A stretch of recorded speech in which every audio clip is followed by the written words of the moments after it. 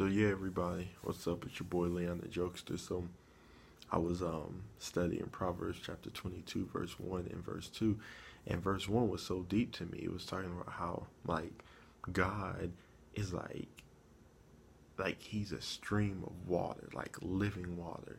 And you read throughout scriptures how he compares people to like trees.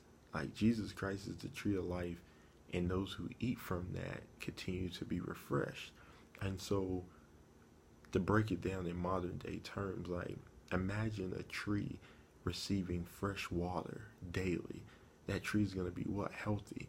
The roots are going to be healthy. The tree is going to be humongous, and that's a blessing. And then what happens to the tree that doesn't receive fresh water? The roots are dried out, and the tree basically dries out, is dead. And so God compares us to trees a lot throughout the scriptures when I'm reading.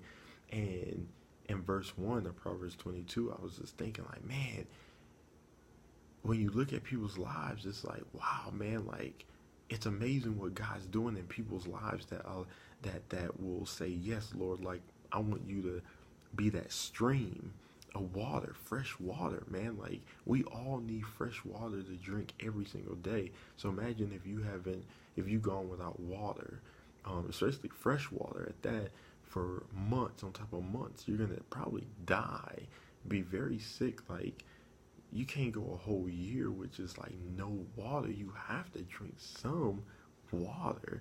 You gotta have some water.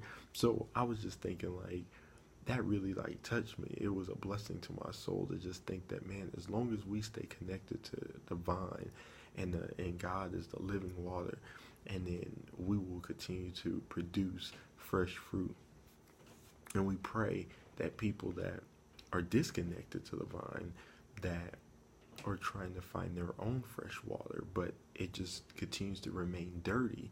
And what I mean by dirty is like whatever they're producing out of their heart, it's not being impactful to people. It's not being influential to people. It's not impacting people, and the water is contaminated basically. So you need to get connected to God, the vine, and He will give you a fresh stream of water. Verse 2, Proverbs 22 verse 2, it says that, like, there's a and I'm paraphrasing, there's a way that seems right to man. Like, there's a way that people think that is right, but God weighs the heart. So when you read Proverbs chapter 22 verse 2, it's so deep. It's like man's ways, to them, they think that they're doing right. So you meet people like that all the time, like, oh man, I'm living my life, this is the right way, and they're not doing it God's way. They're not doing it the biblical way. So what happens is God weighs the heart. The book of John tells us that God is a spirit, and the true worshipers will worship in what? Spirit and in truth. God is a spirit. He's seated on the throne. Jesus Christ is truth. He's seated at the right hand of the Father. John chapter 14 verse 6 says Jesus is the way, the truth, and the life, and no one comes to the Father but through Him.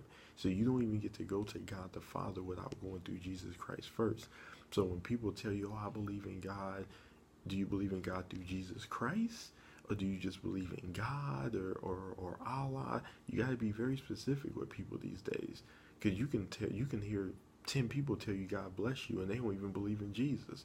So you got to be very specific. But anyway, in closing, I just want to say, like, don't lean to your own understanding. Always lean on what God has said in His Word.